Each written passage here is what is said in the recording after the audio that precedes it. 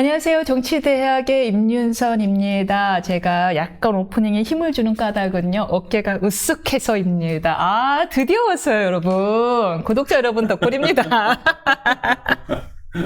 문제 아시죠? 네, 10만 구독, 그리고 또 유지가 되면 비로소 온다는 그 실버 버튼이 미국 태평양 건너왔습니다. 아, 저 여러분들한테 이렇게 선보여 있어서 다행이고요. 하여튼 덕분입니다. 더 열심히 하겠습니다. 네. 그리고 다시 제 토크 들어갈 텐데요.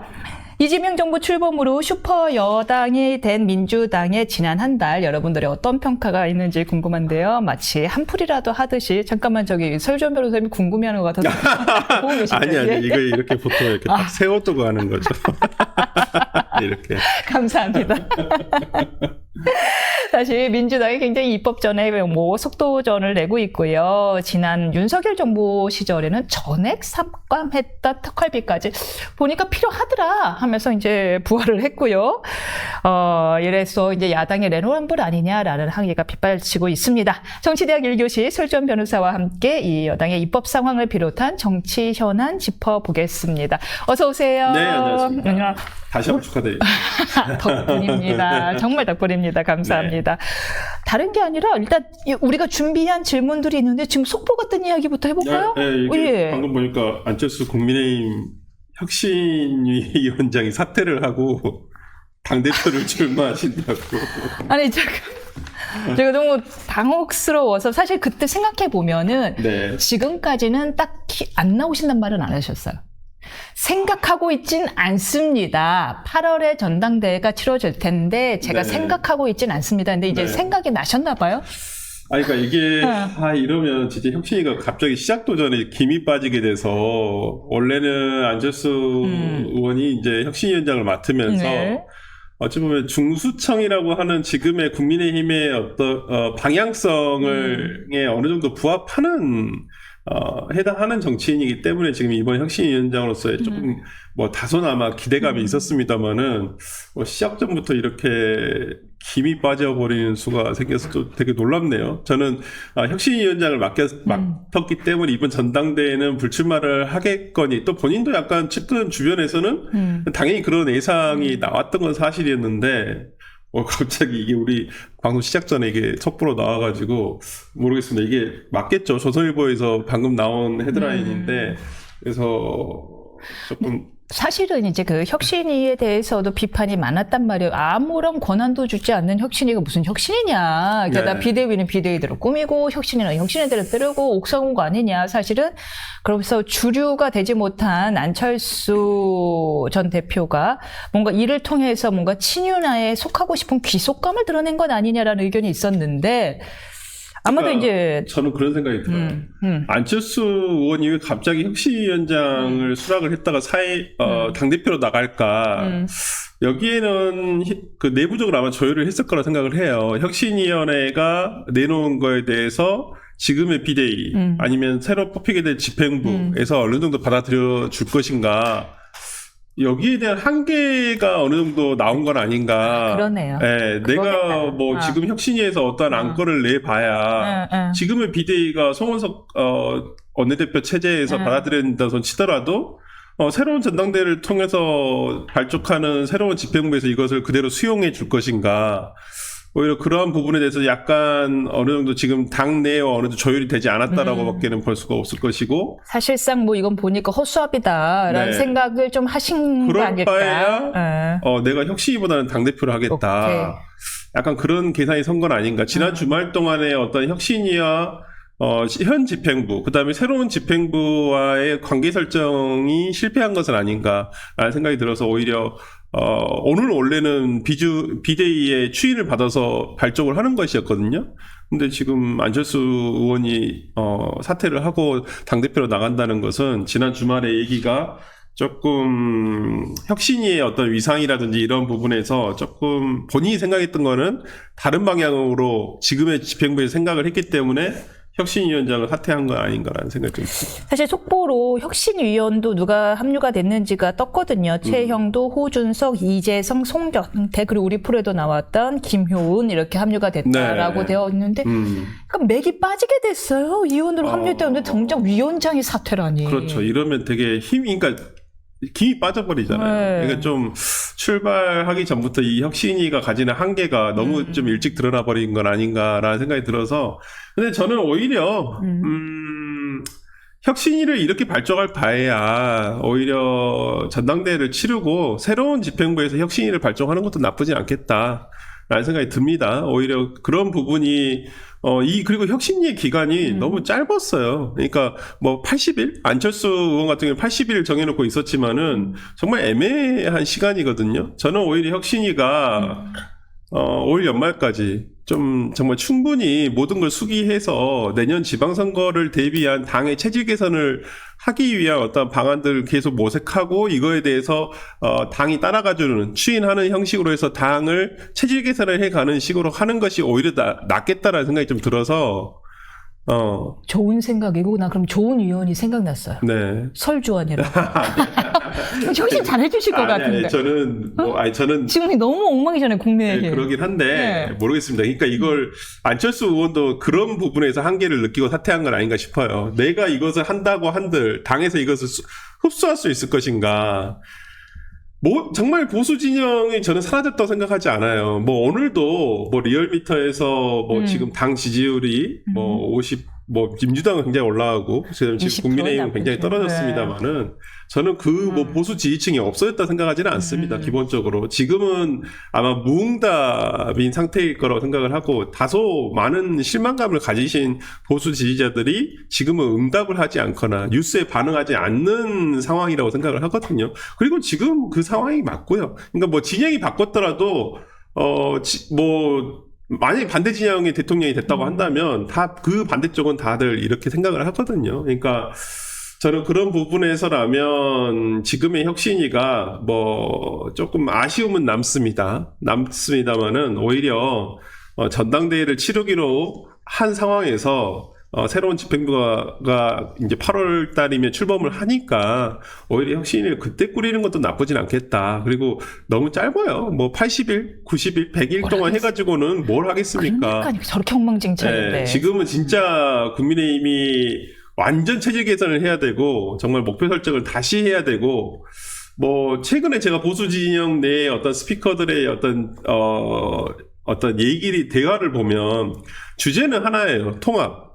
근데 이 통합이라는 것이 과거는 모두 다 묻어두고 통합을 하자. 이건 아니라고 저는 생각을 하거든요. 물론 지금 보수 진영 내에서 좀 안타까운 건 뭐냐면 내부 세력에서의 어떤 서로를 적으로 생각을 하고 서로를 제거해야 된다고 생각을 한단 말이에요. 어떻게 제거를 합니까? 정치적인 세력이 현존한데 저는 그 부분은 서로의 경쟁을 통해서 자연스럽게 뭐 물갈이가 될 거라고 생각을 하고 거기에 대해서 너무 적대시하는 서로의 스피커들이 저는 안 좋다고 생각하거든요. 저는 그런 부분에서 통합은 하되 과거의 잘못은 반드시 얘기를 해야죠. 그러니까 지금 민주당에서 추진하고 있는 이재명 정부에서 추진하고 있는 인사 엉망진창도 많아요. 물론 잘된 인사도 있습니다. 윤석열 정부의 인사보다는 더 나아요. 저 나은 부분도 있고, 물론 저는 문제가 많은 인사도 있다 봅니다. 제일 네. 문제가 많았던 건 김민석 총리였었고요. 이미 인준안이 통과됐으니까. 그렇죠. 이제 총리시죠. 네, 저는 뭐 그런 부분에 정말 문제가 많았던, 과거에 같으면 절대 통과가 안 됐을 인사였는데, 지금의 상황이니까 통과가 되는 거예요. 근데 지금의, 이제 계속 이제 각 부처의 이제 인사청문회가 이어지겠습니다만은, 네. 저는 지금 현재로서는 낙마 1순위가 꼽는 것은 이진숙 교육부 장관 지명자라고 생각을 합니다만은, 이유는요? 아니, 지금 교육부 장관이란 분이 쪼개기 논문을 한다든지, 논문이 지금 뭐, 표절이라는 얘기들이 너무나 많잖아요. 그리고 오히려 이분이 지명됐었을 때, 모교인 충남대에서 더 반발이 더 심했어요. 어떻게 이런 분을 교육부 장관으로 올릴 수가 있느냐. 통과는 거리가 먼 분이다. 네, 그렇게 얘기를 하고, 근데 이제 다른 부서, 뭐 다른 것보다도 가장 중요한 교육부 장관인데 논문에 대해서 문제가 많다? 제자들에 대해서 어떤 뭐 굉장히 뭐 계속 어떤 루머들이 계속 생성이 된다? 그리고 이분이 이제 과거에 뭐 4대강 사업에 어떤 자문그룹에 참여를 했었다? 저는 4대강 사업이 잘 됐다, 이런 부분을 차치하고더라도 어떤 기회주의적인 성격을 보여준 것은 아닌가라는 생각이 좀 들거든요. 그런 부분에서라면 이분이 정말 적합한 인사인가라는 생각은 듭니다만은 이런 모든 걸 다 덮고 가는 게 뭐겠어요. 야, 국민의힘이 야당에서 지적을 하면 주진우 의원이 정말 피를 토하듯이 지적을 하면 뭐합니까? 야, 너희 내란당이잖아. 내란 동조당이잖아. 이 말 한마디에 모든 게 다 묻혀버린단 말이에요. 그러니까 저는 오히려 국민의힘에서 과거에 대한 절연과 어떤 반성은 분명히 필요하다. 정말 그게 그냥 다들 뭐 비상계엄은 잘못됐다고 얘기하지만 탄핵에 대해서는요. 그러면 이거에 대해서는 뭐 약간 좀 그냥 말끝을 흐리거든요. 저는 탄핵에 대해서도 분명하게 얘기를 해야 한다고 보여요. 물론 저도 탄핵 과정에서 보였던 절차는 분명히 문제가 있다고 분명히 지적을 했습니다. 그걸로 인해서 기각이 될 수도 있다라고 얘기를 했었던 건 사실이지만 항상 제가 그때도 얘기했던 건 이건 탄핵 사유에는 해당한다. 탄핵 재판이 문제가 있었던 것이지. 그렇기 때문에 저는 그런 부분에 있어서 이제는 윤석열 전 대통령과의 문제를 어떻게 정리를 하고 할 것인가에 대해서도 국민의힘에서 진짜 고민을 많이 해봐야 된다고 생각을 해요. 만일 네. 이 윤석열 대통령에 대한 지금 내란 특검이 한참 진행 중이고 구속영장도 결국 청구되지 않았습니까? 윤석열 대통령에 대한 이 수사가 진행된다면은 결국에는 이제 어느 정도 타의에 의하여 정리될 수도 있는 건데 일단 그러면 얘기 나온 김에 윤 대통령의 그 구속영장 청구에 대한 이야기 좀 해볼까요? 네. 그 먼저 해볼 텐데 재범 위험성, 도망 염려, 증거 인멸 등의 구속 사유를 들면서 생각보다 굉장히 빠르게 청구가 됐어요. 어떻게 보시나요? 아니 이것도 저는 마찬가지예요. 예. 수사 자체는 문제가 많아요. 재범이 위험성이라는 게 어떻게 재범을 하죠, 개범을. 이미 대통령도 아니고. 재범이란 게 이게 일본이어서 어떻게 좀 놀랐어요. 솔직히 말씀드리면. 야, 특검이 너무 마음이 급하구나. 그쵸. 좀 급한 면이 있죠. 좀 그렇게 보여요. 지금 템포를 조금 빨리 가져가고 있는 건 사실이에요. 그러니까 모든 사람들이 예상을 했던 것보다는 한 템포는 빠른 것 같아요. 조은석 특검 자체가. 근데 원래 조은석 특검이 과거에 검찰에 있을 때 특수부 수사를 했던 사람이지만 굉장히 수사를 위험하게 하는 스타일이었어요. 내부 평가입니다. 진짜. 이건 뭐 저도 잘 모르니까 물어봤죠. 근데 검찰 내부에 취재해봤더니 굉장히 조금 수사를 위험하게 한다. 근데 특수부 수사라는 게 원래 좀 약간 그런 면도 없지 않아 있으니까. 뭐 반깡패죠, 서로. 약간은 뭐 수사 결과를 내놔야 되는 수사이다 보니까 좀 그런 면도 있고, 그리고 굉장히 언론 플레이를 잘했던 특수부 검사였었어요. 조은석 특검이. 그러니까 최근에 조은석 특검이 복귀를 하면서 과거에 돌았던 돌세전이라는 글이 돌았다고 하더라고요. 검찰 내부에서. 약간 뭐 저도 내용까지는 정확하게 모르겠습니다만은 어떤 그 조은석 특검의 어떤 수사 스타일을 놔두고 얘기를 하는 것 같아요. 저는 지금도 마찬가지라고 봅니다. 굉장히 밀어붙이고 있어요. 근데 이거 조금 제가 봤을 때는 완벽하게 증거가 수집됐나 싶을 정도인데 영장 청구를 하고 있단 말이죠. 그리고 영장의 사유라는 것도 재범 위험성, 도망 염려. 솔직히 이 앞에서 두 개는 좀 저는 해당 사항 없다고 보여요. 진짜 재범 위험성은 코미디다. 네. 도망 염려도 코미디고요. 네, 근데 이제 증거인멸이 가장 클 거예요. 그렇죠. 출석에 그다음에 범죄의 중대성도 물론 당연히 이게 인정된다고 치면 굉장히 중한 죄니까 내란 외환 유치죄 이런 거. 근데 외환 유치죄는 또 빠졌고요. 근데 지금 하고 있는 게 보면 대부분 직권남용이거든요. 예. 그다음에 특수공무집행 방해. 그다음에 허위 공문서 작성죄인데 허위 공문서 작성죄로 저는 영장 발부된 경우는 못 봤고요. 그다음에 그러니까 직권남용 같은 경우는 우리가 대다수가 과거에 우리 적폐청산 수사에서 봤듯이 재판으로 가게 되면 무죄가 나거나 무죄인 난 경우들이 굉장히 많고 아니면 형이 굉장히 거기에 미치지 못한 경우들이 많았어요. 왜냐하면 이게 법률적으로 입증하기가 굉장히 어렵습니다. 그렇다고 한다면 저는 지금에서 가장 유력한 것은 특수공무집행 방해. 그러니까 한마디로 체포 과정에서의 어떤 그 지시라는 이런 부분인데. 뭐 총을 꺼내라고 했냐 말았냐 하는 부분들이요. 하여튼 뭐 그런 부분 등이 있습니다만은 저는 법리적으로 본다면 이게 과연 영장 발부 사유일까라는 생각은 듭니다만은 지금의 상황이라면 발부가 될 확률이 굉장히 높다. 지금의 상황이라면. 사법부가 굉장히 압박감을 느끼고 있고 지금 조은석 특검이 계속 여론전을 하는 이유가 뭐겠어요. 게다가 수사 과정에서 피신조서 작성 과정에서 나왔던 내용들이 거의 실시간으로 지금 뉴스화되고 있거든요. 이건 이제 수사팀에서 나왔든지 아니면 참여했던 변호인 측에서 나왔든지 둘 중에 하나밖에 안 돼요. 그렇다고 한다면 이게 만약에 수사팀 쪽에서 흘러나온 거라고 한다면 이거 이제 여론전을 펼치고 있는 거죠. 굉장히 사법부를 압박하는 거예요. 이런데도 영장 발부 안 하면 되겠어? 약간 이런 거거든요. 근데 지금의 상황은 아무래도 정권 초이기도 하고 지난 5월 1일 날 이재명 당시 후보였었죠. 현 대통령에 대한 파기환송심 이후에 민주당에서 사법부에 대한 압박감, 그걸 보여줬잖아요. 거기에 저는 사법부가 거의 무릎 꿇었다고 생각하거든요. 무릎을 꿇었다. 그러니까 정치적으로 정부적인 판단을 한 거죠. 제일 황당했던 게 좀 법관 대표회의? 네, 그것도 마찬가지였고요. 네. 그것도 뭐 결과 없이 얼마 전에 끝나버렸습니다만은 예. 결국에는 그냥 자신들의 정치적인 퍼포먼스였다. 정치 판사들의 정치적 이익을 위한 정치적 퍼포먼스에 불과했다라는 것이 드러나 버린 거예요. 그렇다고 한다면 지금의 사법부에서 판사들이 느끼는 압박감은 굉장할 것이다 생각합니다. 생각보다 여론에 되게 약하더라고요. 저도 저는 직관해보면. 그걸, 변호사님도 잘 아시겠지만은, 판사분들이 굉장히 거기에 약해요. 그 남들 시선이란지 남들 평가에 엄청 예민합니다. 이분들이 남을 저지하는 데만 익숙하지 본인이 저지드 되는 거에는 되게 예민하고 약하더라고요. 방어력이 없으시더라고요. 제가 봤을 때는 지금의 상황이라면 특검에서 이렇게 영장 청구 들어가면 웬만하면 발부가 되지 않을까. 이런 상황이면 그냥 내가 굳이 법리적으로 안 해도 되지만 안 해서 욕먹을 일이 뭐가 있냐. 그냥 영장 발부해도 상관없다. 라고 생각한다면. 이쯤 되면. 그렇죠. 그리고 이제 지난번 구속 취소가 될 때는 그래도 현 대통령 신분이었지만은 이제는 현직이 아니기 때문에 발부하는 판사 입장에서도 그렇게 부담감이 있지는 않을 것이다. 라는 생각이 좀 들어서 저는 개인적으로 법리적으로는 조금 의문은 있습니다. 그 다음에 구속 사유라고 영장 발부 사유라고 지금 청구한 특검의 어떤 사유도 조금 납득되지 않은 면도 있습니다만은 어찌됐든 간에 증거인멸이라든지 범죄 중대성 그 다음에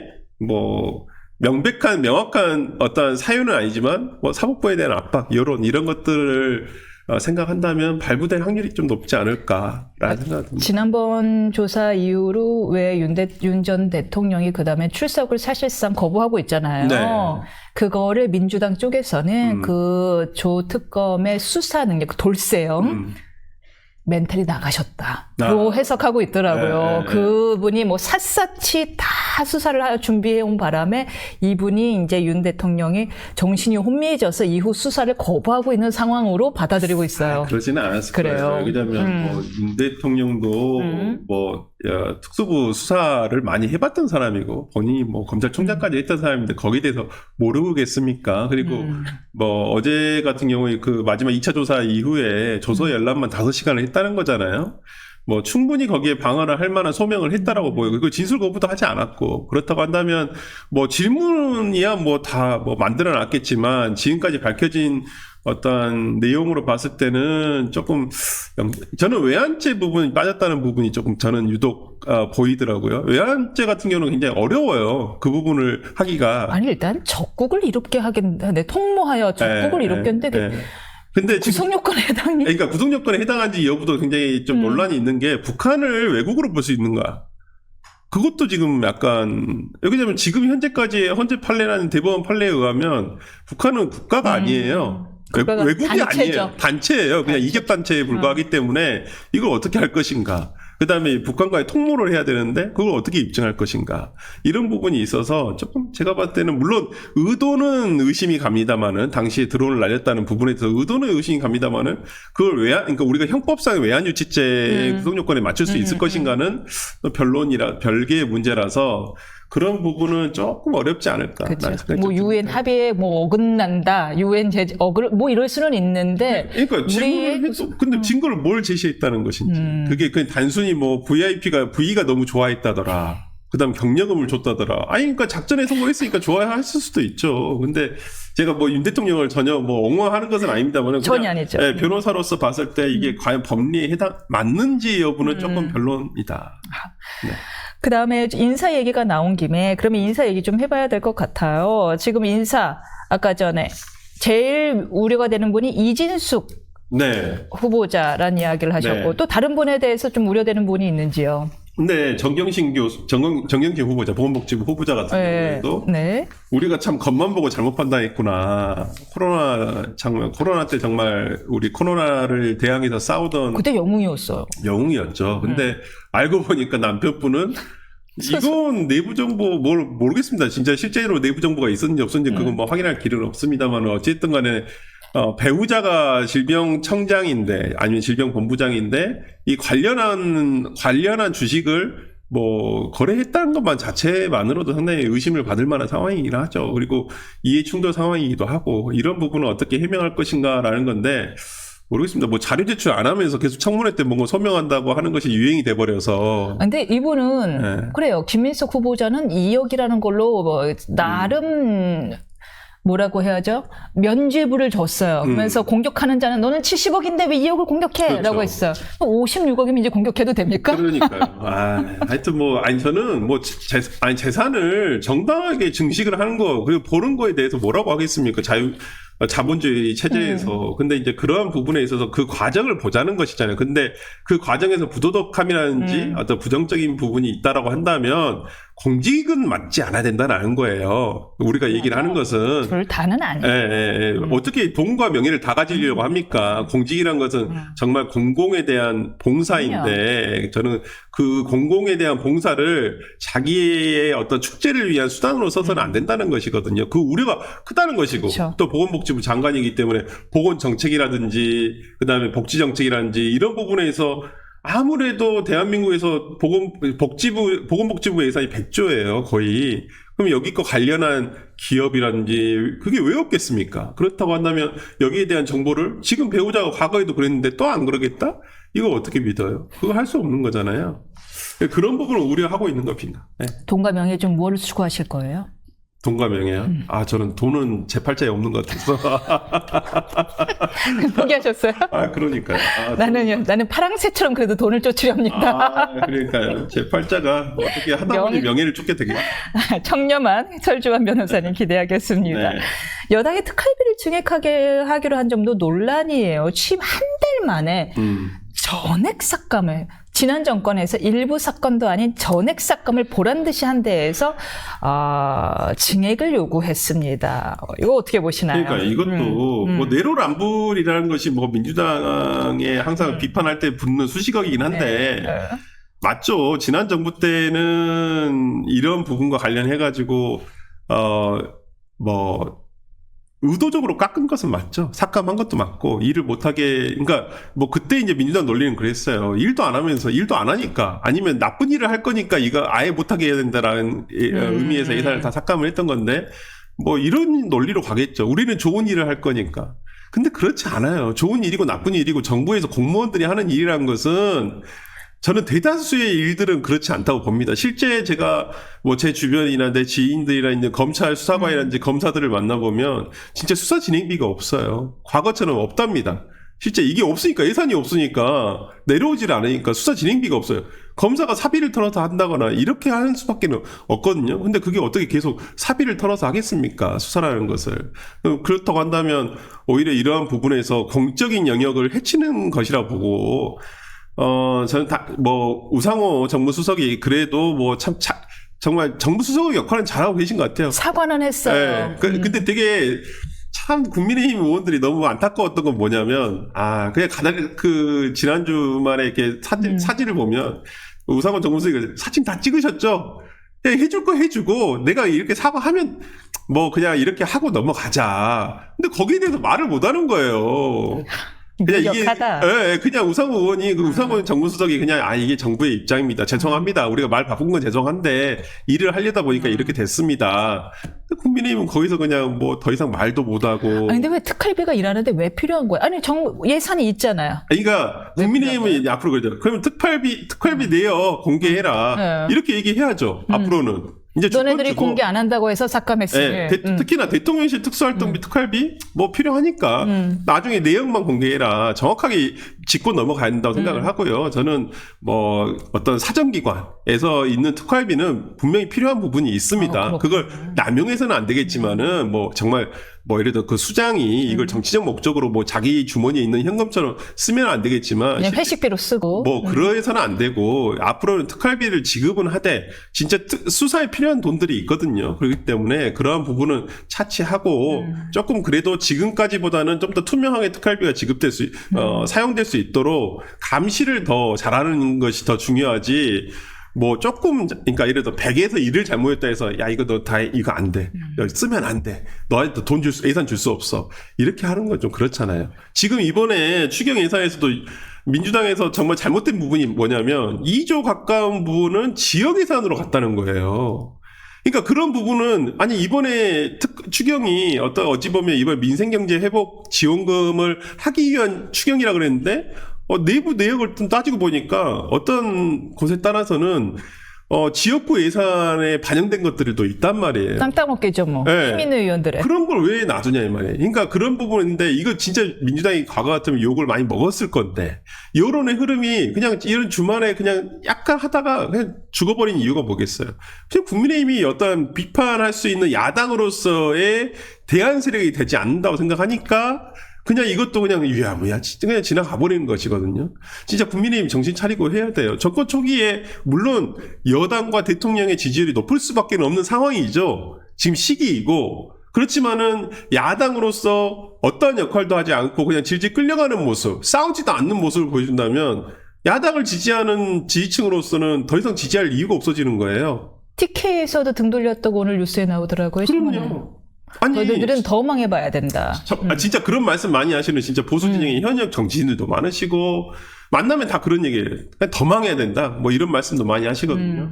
근데 망하면 누가 뭘 하죠? 저는 그래서 망할 수는 없고 제대로 살려야 된다라고 생각을 하는데 또 하나는 뭐냐면 저는 지난 뭐 추경과 관련한 표결도 저는 국민의힘 의원들이 반대 표결하고 왔으면 좋겠어요. 그냥 빠지시 마시고 그냥 기권하지 마시고 뭐 숫자가 무의미하다는 걸 알겠어요. 뭐 제가 대선 전부터 얘기했잖아요. 107석이라는 숫자가 솔직히 의미가 없어진다. 뭐 개헌을 저지할 수 있는 거 외에는 아무것도 할 수가 없다. 하지만 그렇더라도 상임이라든지 아니면 본회의 표결에 들어가서 반대표는 명확하게 던지고 나와야죠. 일을 한다는 인식은 줘야죠. 그럼요. 그냥 기권하고 다 나와버리면 너희 뭐냐 도대체. 너희는 뭐 싸우는 거야 안 싸우는 거야. 가서 진짜 뭐 소리라도 지르고 나와야죠. 근데 지금의 국민의힘은 그런 게 아니에요. 오히려 아직도 그래서 뭐 많은 비판이 아직도 여당인 줄 아냐. 맞아요. 네. 이런 비판을 많이 받거든요. 야성을 가져야죠. 무조건 반대만을 위한 반대를 하라는 게 아니에요. 무조건 발목 잡기처럼 보이는 걸 하라는 게 아니에요. 정당한 비판과 근거 있는 비평을 하고 어떤 그 정부의 잘못된 것을 짚어낸다고 한다면 그건 대한 야당으로서의 역할을 하는 것이지. 저는 그런 부분을 좀 기대하는 건 아닌가라는 생각을 합니다. 혹시 실비아 오님을 아시나요? 아니요. 누구시죠? 격하게 응원하시는데요. 설변님 화이팅 열렬히 응원합니다. 감사합니다. 이게 야당이 좀 그래요. 지금은 야당인데 거기 온 사람들 제가 이런 표현을 하거든요. 밑에 집안 작업부터 해서 쌓아 올리는 분들은 기본적으로 야당을 가는 스타일인 거고 다 차려놓고 지붕 다 얹고 숟가락까지 놔야지 어헤하면서 앉는 분들이 좀 여당을 가는데 이 성향 분들이 돌연 갑자기 야당이 되니까 이제 뭐 나오는 뭐 야성은 하나도 보이지가 않고 나오는 뉴스라는 게 기껏 배추를 쌓아 올렸다. 김밥을 드셨다. 웰빙 김밥을 드셨다. 이 정도 뉴스밖에 나오질 못해요. 그러니까 이게 싸우는 DNA가 없는 것 없어요. 같아요. 네, 진짜로 보면 지금 멱살이 잡혀 있거든요. 그럼 내가 멱살이 잡혔으면 이 팔을 쳐내든지 되치기를 하든지 네, 욕을 하든지 네. 이렇게라도 해야 되는데 발버둥이라도 쳐야 되는데 어허, 지금은 누구시오? 멱살이 잡혔는데 질질 끌려가는 형국이에요. 팔다리 축 늘어져가지고 아이고 어떻게 할 수 없지 약간 이런 느낌이라서 뭐 단기간에 그렇게는 어려울 수 있다고 생각을 합니다만은 뭐 이번 전당대 그다음에 혁신이 어떤 내부적인 어떤 움직임을 통해서 최소한 야당으로서 정상적인 행보라도 보여줬으면 좋겠다 이렇게 생각합니다. 약간 친한 게 몇 멤버들이랑 친분이 있으시잖아요. 그렇죠. 지금 전당대회 얘기 나온 김에 제가 듣기로는 한동훈 전 대표가 아직도 고민 중인 것으로 알고 있거든요. 나올지 말지에 대해서 위드훈이는 뭐 만류하고 근데 본인은 그렇게 되면 존재감이 사라질 거에 대한 두려움이 걱정이 있으시고 지금 뭐 박정훈 의원이나 소위 친한계 현역 의원들은 안 나올 확률이 높다라고 계속 얘기를 하고 계시잖아요. 근데 제가 오늘 아침에 여기 방송 오기 전에 다른 방송에 이제 친한계 의원은 아니시고 이제 측근과 같이 방송을 하고 나오면서 나눈 얘기인데 네. 나오실 것 같다는데요.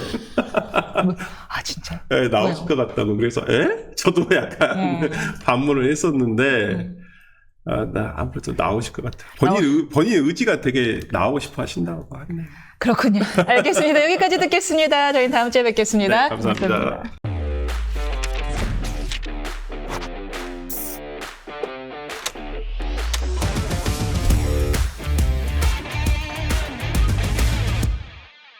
트럼프 미국 대통령이 상호 관세율을 통보하겠다고 예고한 날이 현지 시간으로 7일 바로 오늘입니다. 이 가운데 어제 위성락 안보실장이 급히 방미에 나서면서 그 성과에 이목이 집중되는데요. 정치대학 2교시 중대고비를 맞은 관세 협상 상황을 비롯해서 인사청문회 전국을 앞둔 여야 공방까지 차례로 짚어볼 텐데요. 노정태 위원과 함께합니다. 안녕하세요. 안녕하세요. 혹시 보셨어요? 일단 잠깐 구경을 덕분에 얻은 건데 영롱하지 않습니까? 저 한번 들어봐도 돼요? 그럼요. 괜히 진짜 덕분입니다. 예. 일단 이게 지금 방미 협상이 급해갖고 한미 협상이 안보 통상 라인이 동시에 움직였다는 점에서 이거는 굉장히 정교한 전방 외교전이라고 할 수 있을 텐데요. 위성락 안보실장의 장관급으로는 거의 처음으로 이제 갔습니다. 관세 유예 시한이 그러니까 7월 9일 0시 1분이면 땡! 그 전에 그 공포한 25%가 진행되는 거잖아요. 이번 방미 협상의 1차 과제는 뭐라고 보시나요? 방미 협상 일단 1차 과제는 뭐 적어도 뭐 일본이나 다른 나라 수준으로 맞추는 거겠죠. 근데 그게 중요한 게 아니라 왜 위성락 안보실장을 보내야 됐나를 따져봐야 됩니다. 뭐냐면 이재명 정부에서 안보 라인이 두 개다. 자주파와 동맹파가 그렇죠. 있다. 뭐 이 얘기는 뭐 이제 다들 알고 있는 얘기잖아요. 그래서 이제 위성락 실장이 그러니까 동맹파의 핵심이라고 할 수 있는데 나토를 불참하면서 대통령이 동맹파를 완전히 물먹인 그림이 만들어졌단 말이에요. 그러니까 미국 입장에서는 위성락 쪽 라인에서 오는 이야기들을 이제는 뭐 굳이 신뢰할 이유가 있을까 싶어진 상황이 됐습니다. 네. 그렇잖아요. 이게 이 사람 뭐 얘 말 듣고 뭐 협상을 하네 뭘 해봤자 어차피 또 윗선에서 엎을 거 아니냐 이런 생각이 안 들 수가 없는 상황을 만들어 놨어요. 그러니까 지금 안보실장이 직접 나서가지고 관세 협상을 하러 간다. 이것도 좀 이상한 얘기잖아요, 사실. 이게 뭐 물론 아직 인선이 안 끝나가지고 외교부 장관이 없다 뭐 이런 식으로 얘기를 할 수도 있겠지만 그럼에도 불구하고 모양새를 심각하게 망가뜨렸다는 거에 대한 인식을 하고 거기에 대한 어떤 그 반성적 평가가 이재명 정부 안에서 반드시 있어야 됩니다. 지금 그러니까 나토 불참 얘기를 해서 말인데 네. 오늘 아침에 이제 그 일본의 산케이 신문에서 칼럼니스트가 일면에서 아예 대놓고 이시바 제정신, 그러니까 이렇게 제정신 이런 말 쓰지 않았지만 이시바 정신 차려야 된다 막 훈계를 했습니다. 아베가 열심히 그렇게 막 진짜 막 비굴한 외교를 해가면서 만들어 놓은 벙커에서 뒤집어 가면서 그렇죠. 그 트럼프에 대한 그 트럼프가 갖게 된 그 신뢰를 한 번에 다 깎아먹었다. 나토를 안 가면서 라고 하는데 맞는 말이거든요. 트럼프는 또 굉장히 좀 이렇게 즉흥적이고 자기 감정에 휘둘리는 사람 내지는 감정에 휘둘리는 것처럼 보이는 사람이기 때문에 남들이 그렇게 보기를 바라는 사람이기 때문에 그래서 어쨌건 이제 꾸준히 이쪽에서 똑같이 맞서면은 강대강으로 붙으면 당연히 지잖아요. 우리가 약하니까. 그러니까 조금 더 현명한 태도를 취하면서 갔어야 되는데 한국에서 대뜸 나토 불참한다고 하니까 얼씨구나 하면서 일본에서 불참했는데 일본이 우리보다 대미 외교가 훨씬 튼튼하잖아요. 근데 그 일본에서도 지금 난리 난 거 아니냐라는 이야기가 전면적으로 등장하고 있습니다. 또 이제 뭐 산케이 그러면은 또 일각에서는 뭐 극우신문 막 이런 식으로만 얘기를 하겠지만 일본의 자민당 주류의 정신세계라는 게 결국에는 정말 이렇게 안미경일이거든요. 그러니까 안보는 미국, 경제는 우리 일본이 알아서 잘하자. 이게 이제 일본 자민당 주류의 마인드고 그거를 가장 적나라하게 반영하는 매체가 산케이란 말이에요. 거기서 이런 말이 나올 정도인데 우리는 오히려 지금 정권 초의 위세에 눌려서 제대로 된 비판조차 안 나오고 있는 이게 진짜 문제입니다. 사실 비판이 안 나온다. 사실 지금 너무 국내 보수 정치가 엉망진창이어가지고 제대로 된 반박을 안 하고 비판도 안 하고 있잖아요. 근데 안보실장이 거하게 물을 먹은 다음에 부랴부랴 급파되는 이 상황 자체가 외교가 정상적으로 돌아간 상태가 아니구나라는 인식을 국민에게 알릴 의무가 정치에겐 있는 거죠.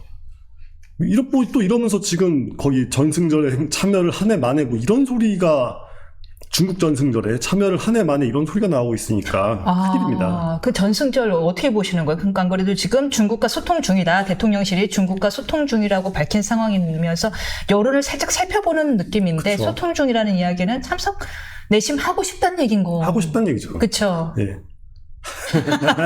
어떻게 보세요? 아니 박근혜 때 참여해가지고 그게 낳은 후폭풍이 얼마나 컸는데 어떤 폭풍이 있었죠? 그때 그 미국과 서구 쪽 라인에선 난리가 났었습니다. 그 난리가 났었고 그렇다고 해서 우리가 중국으로부터 뭘 확실하게 얻은 게 있었냐 하면 그런 것도 없었고 중국 전승절 그러니까 중국이란 나라가 지니는 어떤 그런 특수한 속성이 있잖아요.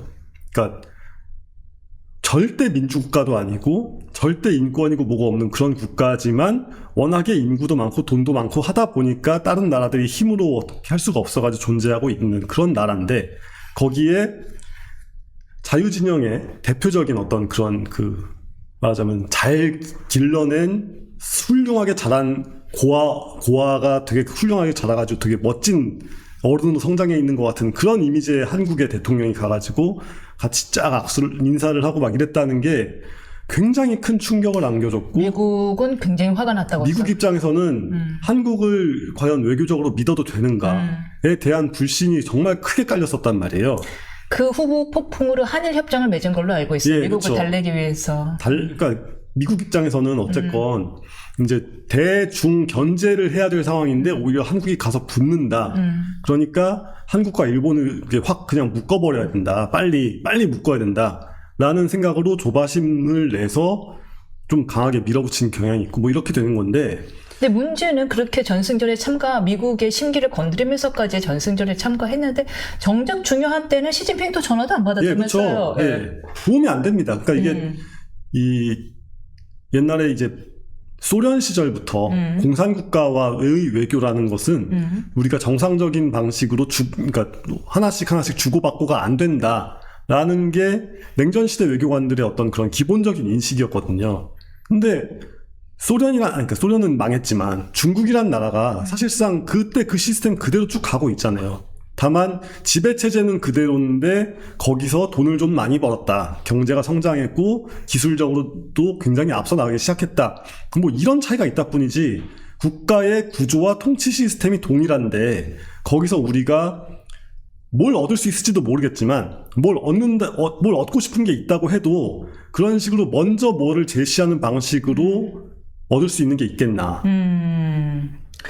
그러니까 그때 북한의 4차 핵실험이 강행했을 때 시진핑이랑 긴급 통화를 시도했었는데 시진핑은 정작 필요할 때는 거부 딱 해버리고 예, 그쵸. 예. 그래서 이제 사드 배치가 결정되자 그다음에 또 한학년 보복은 이어졌고 이런 상황에서 지금 말씀하신 것처럼 다 이어지는 것 같아요. 나토는 불참했어요. 그래서 위성락 안보실장이 면이 상한 거죠. 한마디로. 예. 그랬는데 또 전승절은 참가하고 싶어서 계속 이렇게 여론을 흘려보고 있어요. 예. 이 상태로 참가하게 된다면 미국 입장에서는 안 그래도 나 니네 지켜보고 예. 있어 였는데 야 이게 어떤 폭풍을 나올까요? 트럼프라는 사람에 대해서 다시 한번 얘기 안 할 수가 없는 게 나홀로 집에 보셨죠? 원은 봤어요. 예, 거기 보면은 2에서죠. 이제 마지막에 그 플라자 호텔에서 트럼프가 자기가 가지고 있는 플라자 호텔 이렇게 그 앞에서 딱 나오는 그 장면 있잖아요. 1이었나 2였나 헷갈리는데 트럼프가 나올지. 예, 트럼프는 그래서 우리가 생각하는 것처럼 그렇게 간단한 인물이 아니라 미국인들의 정신세계 속에서 한국 연예인하고 굳이 비교하자면 굉장히 돈 많은 박명수 같은 사람이에요. 다시 잠깐만요. 그러니까 트럼프는 네? 미국의 슈퍼리치 박명수다. 이렇게 이해를 하면 됩니다. 자기 하고 싶은 얘기 다 하나. 예, 사람들이 하고 싶어하는 요새는 박명수가 착한 컨셉으로 바뀌었지만 옛날에는 굉장히 막말 빡빡 쏘는 컨셉이었잖아요. 예측 불가능의 예. 사이다. 예, 그렇죠. 예측 불가능 사이다. 그 컨셉으로 2에 나온대요. 다니님이 알려주셨어요. 아유, 감사합니다. 예, 그 컨셉으로 굉장히 오랫동안 인기를 끌어온 엔터테이너이기도 한 거거든요. 투자자이지만. 근데 그 사람이 한창 그렇게 열심히 대중소통을 하고 하면서 성장해 나갈 때 그때 이 사람의 정신세계를 지배한 테마가 뭐냐? 일본 놈들이 우리 미국 땅 다 사간다. 이거였습니다. 그러니까 80년대 말부터 90년대 그렇네요. 그때는 그때까지 일본이 G1 된다 뭐 이랬죠. 예, 그렇죠. 일본이 막 엄청 막 재팬 이즈 넘버원 막 이러면서 막 그 방방 뛰던 그때가 트럼프가 말하자면 사회적 자아가 형성되고 사회적 어떤 그 사회 내에서 어떤 캐릭터로 자리 잡아가던 그 시점이거든요. 사람이라는 게 대체로 인생을 살다 보면은 어떤 시점에 만들어진 그걸로 많이 고착이 되잖아요. 물론 극복을 해도 그 영향이 남아있죠. 근데 트럼프라는 사람이 정신세계 속에서 특히 일본, 그리고 일본 말고도 미국 말고 다른 나라들이 미국의 극심한 무역 적자를 매겨가면서 안보에 무임승차하는 놈들이야 라는 그 원한 감정은 트럼프가 아주 젊었을 때, 그러니까 아주는 아니어도 꽤 젊었을 때부터 꾸준히 이어져 온 트럼프의 정신세계를 지배하는 핵심 테마입니다. 왜냐하면 트럼프는 부동산 투자하는 부동산 임대를 주업을 한 집안의 예. 둘째 아들로 태어났고 예. 그 당시에 뉴욕의 부동산 대부분은 일본인들이 사간다라는 그쵸. 두려움이 있었을 때였으니까요. 그렇죠. 그래서 그게 트럼프의 정신세계를 그 키워드로 이해를 해본다면 우리가 아무리, 그러니까 지금 왜 전 세계 동맹국들 상대로 이 난리야. 미국의 힘이라는 게 동맹이 있어야 유지가 되는 건데 어떻게 이런 식으로 굴 수 있어라고 하지만 나이를 먹으면 점점 자제력이 떨어지고 자신의 본성이 드러난다고 했을 근데 때. 잠깐 말씀 중에 죄송한데 일본에 대한 적대 감정이 심리 깊숙한 데 있다면은 우리나라가 중국이랑 친한 모습을 보이는 것도 그 예측 불가능한 실리주의자인 트럼프 입장에서 뭐 그렇게 거슬리지 않을 수 있잖아요. 아니 그렇지 않죠. 그러니까 이것이 바로 그 레이시즘이라는 것인데 우리는 한국인, 중국인, 일본인 다 다르다고 생각하지만 그 왜 스탠드업 코미디언들이 많이 하는 그 개그 있잖아요. 나 중국인 아니야 막 그러는데 너 중국인 맞다고 막 그 외국인들이 막 그렇게 우기고. 그래요? 그러니까 우리라고 하는 건 이제 한국인과 일본인과 뭐 이런 거를 그렇게 섬세하게 구분하는 게 아니라 그 대만 사람과 이런 거 네, 구분하는 게 아니라 동아시아인은 그냥 동아시아인들이 미국에서 돈 벌어가는 게 꼴 보기 싫다라는 게 의식의 깊숙한 곳에 내장이 돼 있다고 봐야 우리가 좀 더 좋은 판단을 할 수 있어요. 그러니까 동아시아인들은 다 믿을 수 없어. 네, 믿을 수 없고 얘네들 돈만 밝히는 놈들이고 자기도 책임도 안 지려고 그래 라는 식의 인식을 깔고 우리를 보고 있다라고 생각을 하는 게 그게 트럼프가 어떤 선의를 가지고 한국의 부정선거도 밝혀줄 것이고 뭐 저 나쁜 민주당 놈들도 다 써줄 것이고 이런 종류의 생각을 하는 것보다는 훨씬 합리적이고 훨씬 말이 되고 훨씬 안전한 선택입니다. 그렇다면은 이것도 미국 입장에서는 약간 가재미 눈으로라고 볼 수밖에 없는 것 같은데 잠깐 비탄감 그쵸. 정책 우리가 모두에서 얘기했었는데 비탄감 정책을 더 추가할 방침을 이 대통령이 밝혔잖아요. 심지어 부당이득까지 얘기하면서. 근데 이제 비탄감 정책이 옳고 그르냐에 대한 이야기는 추가로 더 이야기하겠지만 이 비탄감 예산은 어디서 갈 거냐에 대해서 오늘 아침에 긴급하게 어디선가 나왔는데 국방부 예산을 900억 원을 삭감해서 비탄감 정책에 유용하겠다라고 했거든요. 그럼 국방부 예산을 삭감을 900억을 하겠다라는 건 미국 입장에서도 또 나쁜 사인으로 아주 기분 나쁘죠. 예. 지금 미국이 고립주의라고 표현하기보다는 미국의 지금 국방 정책의 핵심은 중국을 견제해야 되니까 국방 전략이 아시아에 대한 지역적 집중을 하려고 한단 말이에요. 그러니까 유럽은 유럽 방어 니네가 알아서 해라. 러시아가 그렇게 세지도 않으니까 러시아가 그렇게 강한 나라가 국방력이 지금 많이 소진됐고 강한 나라가 아니니까 유럽은 니네가 방위비를 알아서 올려서 니네 스스로를 방어해. 우리는 아시아의 중국을 막느라 정신없다. 지금 이 방향으로 가고 있어요. 갔어요 이미. 그래가지고 지금 나토에 트럼프가 막 니네 5%까지 올려라. 막 이런 식으로 막 얘기를 하고 있잖아요. 근데 이 와중에 한국은 국방비를 깎겠다? 야. 그리고 비탄감 정책에 쓰겠다. 네, 그렇죠. 이러면은 기분 나쁘죠. 몹시 기분 나쁘죠. 지금 주한미군 돈 더 줘 이러고 있는데. 예, 그러니까요. 그러니까 그게 우리가 자꾸 이제 우리나라가 세계에서 10위권 내에 왔다 갔다 하는 그 경제적인 규모가 돼 있는 나라니까 이제는 좀 글로벌하게 글로벌 전략 차원에서 봐야 됩니다. 미국이란 나라의 글로벌 전략이 옛날에는 2차 대전 끝날 때만 해도 세계 인류 제국의 어떤 그 제국도 두 개의 전쟁을 동시에 수행해가지고 둘 다 이긴 나라는 없었어요. 근데 그걸 해낸 나라란 말이에요. 그때는 정말 굉장했습니다. 어떤 전쟁을 두 개 다 이긴 거예요? 아니 독일하고도 싸우고 나치하고도 싸우고 일제하고도 싸워가지고 둘 다 이겼잖아요. 미국이. 그러니까 인류 역사상 그 어떤 제국도 원정 전쟁을 2개를 동시에 치러가지고 둘 다 이긴 나라는 존재한 적이 없어요. 근데 지금 점점 이제 국력이 상대적으로 다른 나라들이 커갔으니까 상대적으로 국력의 비중이 약해지다 보니까 미국이 오랫동안 유지하고 있었던 2개의 전쟁 독트린을 포기하고 하나만 한다.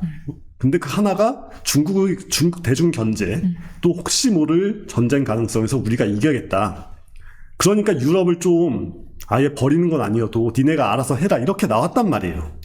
근데 이재명과 자주파들의 생각은 너무도 90년대에 머물러 있기 때문에 90년대이긴 해요. 80년대. 그렇죠. 80년대, 90년대 그때 네. 그 우리의 소원은 통일을 부르고 막 그 평양 대축전 가고 막 요때 미국의 국력이 소련을 꺾기 직전이어가지고 정말 팔팔 불타고 있었던 그때의 마인드인 겁니다. 근데 그런 식으로 바라보면 지금 굉장히 큰 오판이고 지금 미국이 힘이 허덕거려가지고 이러고 있는 상태에서 안 도와줄래 띡 이러면은 물론 뭐 미국이 당장 중국을 망하게 할 힘은 없죠. 근데 네. 우리를 망하게 할 힘은 있단 말이에요. 우리를 망하게 할 일이 있다. 예.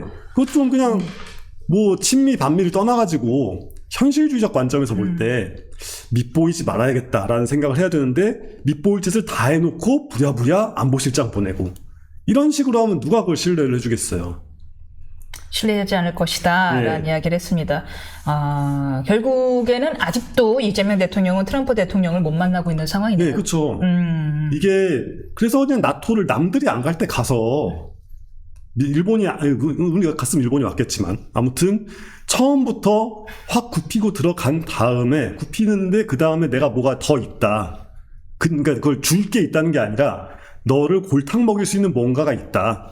라는 식의 시그널을 깔면서 들어갔어야지 그게 아니라 뭐 눈치 보다가 안 가고 막 이래버리면 우리가 일본같이 그렇게 일본은 대미 외교 라인이 진짜 튼튼하거든요. 민주당이 정말 착각하고 있는 게 뭐냐 하면은요, 문재인 정권 때 그렇게 시진핑한테 잘 보이고 싶어 했는데 못 만났습니다. 가서 혼밥하고 왔어요. 시진핑 주석은 한국에 온다는 시그널도 아예 보여주지도 않았습니다. 근데 정작 윤석열 대통령 때 우리는 미국이랑 공고해 하면서 노래도 부르고 그러고 했더니 한국에 오겠다. 계속 시그널을 보냈어요. 오히려. 지금 이런 시그널, 게다가 시진핑 실각서까지 나오는데 이런 시그널, 과연 중국이 우리를 우대해 줄까?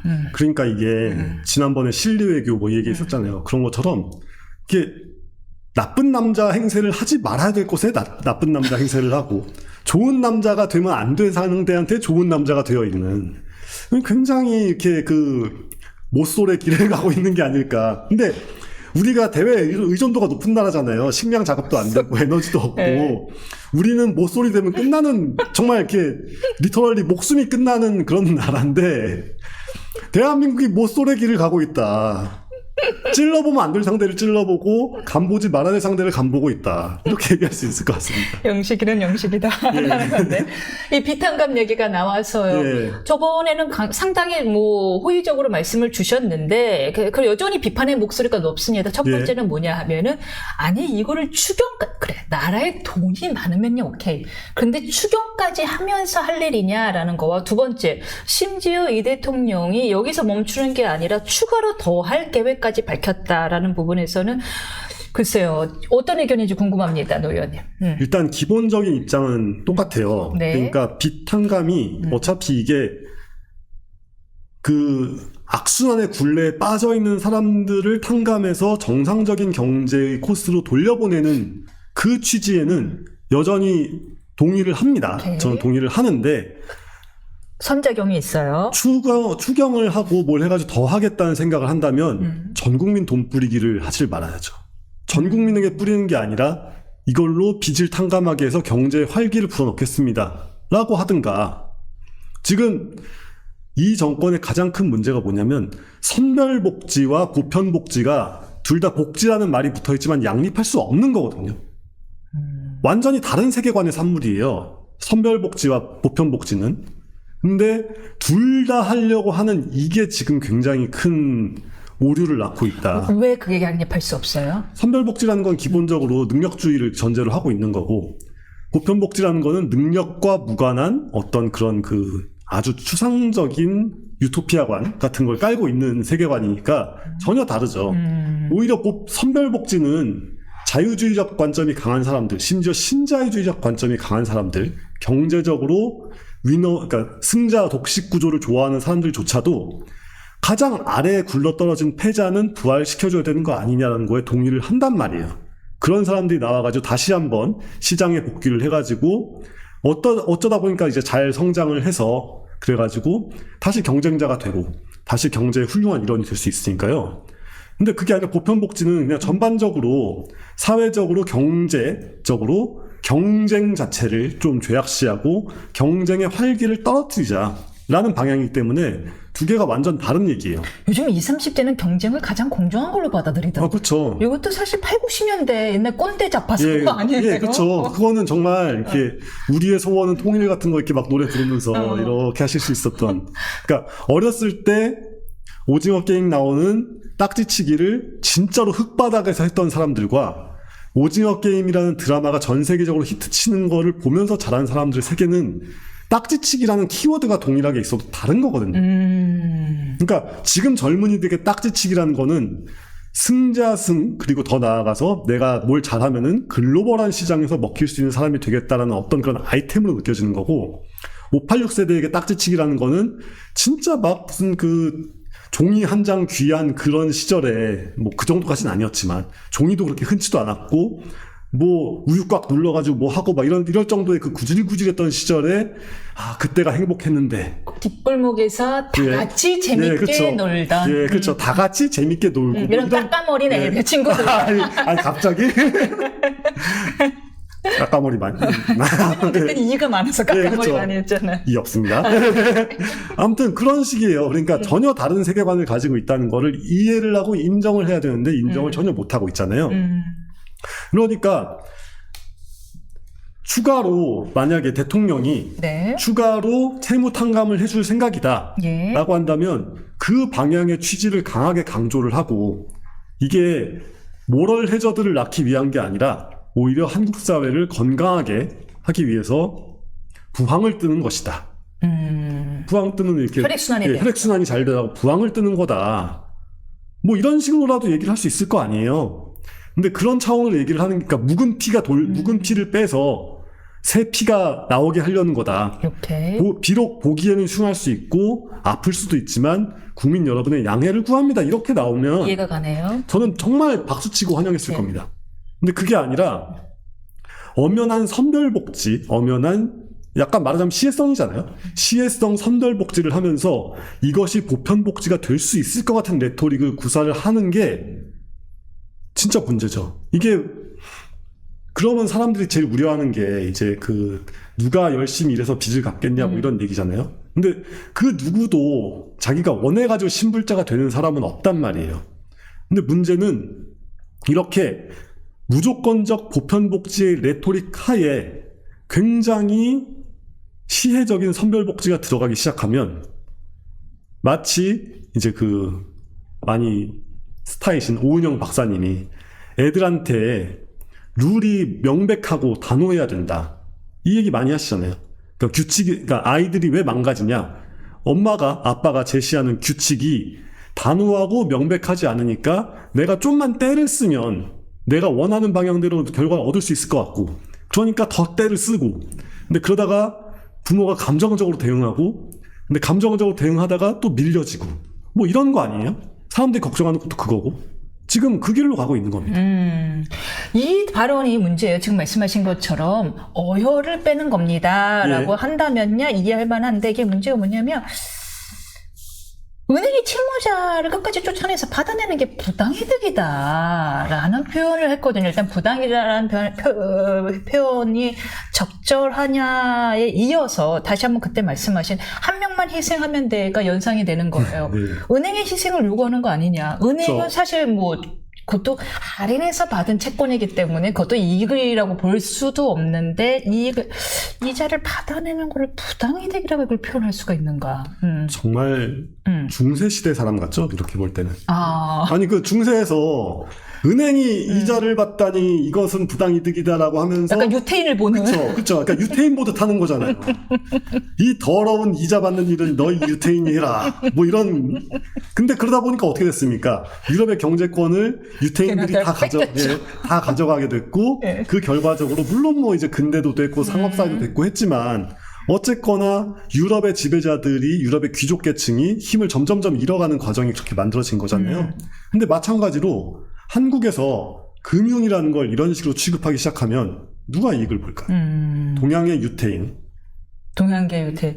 동양의 유태인이라고 흔히들 불리는, 그러니까 화교들을 흔히 그렇게 칭하죠. 그러니까 물론 한국에서는 화교의 경제력이 거의 없는 편에 가깝지만 외국계 자본한테 문을 열어주는 결과가 초래될 수 있죠. 왜냐하면은 물론 지금은 한 10 몇 년 전에 이제 HSBC가 개인 금융도 하다가 철회하고 했지만 한국이 점점 이제 그러니까 경제 규모가 있고 하니까 금융 시장에 대한 요구가 더 있을 거 아니에요. 근데 이럴 때 국내 은행들은 이 부당이득을 노리는 놈들아 뭐 이러면서 막 혼을 낼 수 있지만 외국계 기업한테 함부로 그럴 수 없을 때 경쟁에서 불리해지는 거죠. 되게 중요한 이야기를 해줬는데요. 지금 우리나라가 워낙에 금융권에 대한 그립감이 강하다 보니까요. 금융회사들이 내는 돈 가지고 금감원을 만들었는데 그 금감원은 이제 목을 쥐잖아요.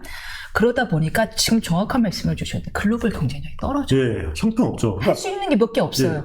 전자상거래 분야도 마찬가지잖아요. 그러니까 전자상거래뿐만이 아니라 이제 그 유통업 분야에서 국내 유통업계를 가지고 얼마나 불들 볶습니까? 뭐 재래시장을 위해서 니네는 뭐 망해도 싸고 막 그런 식으로 막 몰아붙이잖아요. 홈플러스 망해도 되고 막 이런 식으로 몰아붙이잖아요.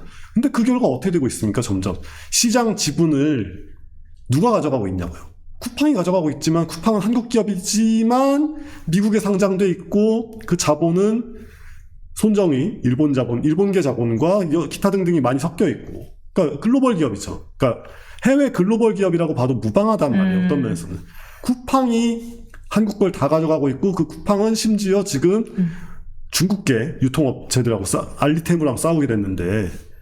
이런 상황에서 어쨌건 유통업이라는 게 핵심, 유통업에서 줄 수 있는 가장 아름다운 경험은 사람을 직접 만나가지고 이제 그 물건을 사고 팔고 뭐 이렇게 직접 시식도 먹어보고 막 이런 것들은 외국계 기업들이 함부로 할 수가 없잖아요. 이런 역량을 지킬 수 있는 여지라도 주냐. 그것도 안 주고 지금 막 니들 마트는 대형이니까 나쁘고 재래시장은 최고 막 이런 식의 이데올로기에 사로잡혀가지고 우리나라 기업들을 막 옥죄고 있지 않습니까? 이 비탄감에 대해서 근데 대통령의 신념이 좀 확고해 보이는 게 이번에 추가할 방침을 밝혔을 뿐만 아니라 부당이득이라면서 심지어 이 성남시 시절에 비탄감 정책을 같이 해왔던 재윤경 전 의원을 금감원의 금감원장으로 보낸다라는 말이 공공연하게 나오고 있는 거예요. 아직 뭐 기사화되진 않았는데. 근데 그 재윤경 전 의원은 심리학과 학사 출신인데 주대 의원이 돼서 제일 중점적으로 했던 일이 그 비탄감 정책이거든요. 그 금융을 해야 되는 이분은 이제 금융이 비탄감이랑 이게 꼴인가 봐요. 그렇죠. 그러니까 그리고 이 시그널을 주는 게 금융 시장에 어떤 혼란을 갖게 될지 모르겠습니다. 이래서 저도 사실 좀 고민을 많이 해봤었는데 뭘 고민했냐? 주가 3,000을 찍었다. 5,000 간다. 막 이러면서 막 상법 개정을 앞두고 막 시끌시끌 막 이러고 있을 때 저도 이제 분위기를 타는 인간인지라 이렇게 한참 동안 그 휴면돼 있었던 주식 계좌를 살려놓고 지금 고민 인증서부터 다시 해야 될 텐데 한번 들이 박아볼까 말까. 지금 올인 타이밍인가 아닌가 했는데 저는 일단 지금 잠깐 접고 있어요. 왜요? 그러니까 코스피 투자는 접고 있습니다. 바로 이런 이유 때문이에요. 지금 창문 열고 에어컨 틀고 뭐 이러고 있잖아요. 이게 지금 정상적으로 어떤 그 경제를 살리겠다, 그러니까 주가를 살리겠다라고 한다면 이게 단지 그냥 뭐 대통령이 막 주가 5,000원 가면 좋겠다 이런 얘기를 하는 게 아니라 정책들의 일관성이라는 게 있어야 되는데 지금 솔직히 저는 이 주가 5,000 레토릭이라는 거는 부동산을 옥죄는 과정에서 나오는 불만을 잠재우기 위한 일종의 맥거핀에 지나지 않는다고 봅니다. 맥거핀 내지는 알리바이에 지나지 않는다고 생각해요. 그게 아니라 지금 말씀하신 것처럼 지금 계속 얘기하고 있는 비탄감부터 해가지고 금감원장을 누구를 안 치네 이런 거에서 이게 경제 발전을, 경제 성장을 위한 방향성이 제시가 되고 있다고 믿을 수 있을 만한 여지가 그렇게 많지가 않잖아요. 저도 동의하는 게 게다가 상법 3% 의결권 제한까지 있잖아요. 이제 일반 소액주주들 입장에서 이거 좋죠. 근데 문제는 우리가 코스피 5천 가려면 외국 글로벌 기업들이 와줘야 돼요. 기관들이 와줘야지 개인들의 힘만으로 5천 가는 건 거품이란 말이에요. 그런데 과연 우리가 지금 해외 기관들에게 보내는 시그널들이 3% 이상 의결권 제한이 되고 비탄갑 정책이 우선이고 이런 정책들이 기관들에게 매력적으로 보일까요? 저는 의문이에요. 그러니까 5천을 가는 게 문제가 아니라 5천을 갔다가 빠지지 않고 빠져서 그 다음에 안 올라가고 쭉 가면 이게 일본에서 잃어버린 30년 시작할 때 나왔던 그 주식버블 패턴이란 말이에요. 그러니까 모든 버블이 다 그렇지만 일본에서 특히 일본도 마찬가지였습니다. 부동산 가격 너무 오른다 막 이러면서 주가를 부양하기 위한 인위적인 정책을 굉장히 많이 썼고 그런 정책들의 결과 주가가 쭉 올라갔다가 빡 꺼져가지고 아베가 또 많이 했죠. 그러니까 그 전에 이제 90년대 그 전에도 주가가 쫙 치솟다가 한번 확 주저앉은 다음에 쭉 가는 게 지금까지 그렇게 오고 있어요. 일본은 30년째 그러고 있습니다. 주가가 절대 안 올라요. 한번 그렇게 버블이 치솟았다가 팍 가버리면은 다시는 회복이 안 됩니다. 그러니까 주가를 올린다고 해도 천천히 올릴 생각을 해야 되고 주가가 천천히 오르는 방법은 견실한 경제성장 말고는 답이 없어요. 그러면 견실한 경제성장의 일환으로서 아주 작은 부분에서 채무를 탕감해주고, 그러니까 이제 국민들 중에 정말로 어쩔 수 없는 사람들을 채무를 탕감을 해주되, 그 사람들을 도덕적으로 비난하거나 벌할 필요까지는 없지만, 국민 여러분 이쪽으로 오지 마십시오. 우리가 좋은 나라를, 장사하기 좋은 나라, 돈 벌기 좋은 나라 만들 테니까, 국민 여러분 실패하시면 안 됩니다. 라고 해야지, 은행이 채권자를 쫓아가가지고, 채무자를 쫓아가가지고 돈 받아야 되는 건 부당이득이다. 이런 식의 로빈훗 놀이를, 의적 놀이를 대통령이 하고 있으면, 누가 돈을 벌겠냐 이거죠. 여기까지 듣겠습니다. 견실한 경제성장 귀에 꼭 꽂혔습니다. 고맙습니다. 감사합니다.